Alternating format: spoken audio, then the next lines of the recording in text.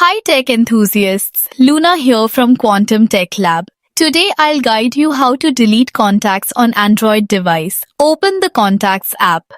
This is where all your saved phone numbers, emails and contact details are stored. Once the app is open, scroll through your contact list to find the contact you want to delete. You can also use the search bar at the top to quickly locate a specific contact. After finding the contact, tap on their name to open the contact information page. Here you'll see all the saved details like phone number, email and more.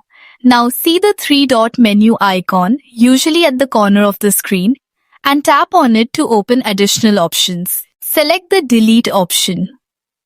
Tap Delete again to confirm your action. The contact will then be removed from your device. If you found this guide helpful, keep exploring your device and discovering new features. Stay curious, stay secure, and I'll see you in the next tech guide from Quantum Tech Lab.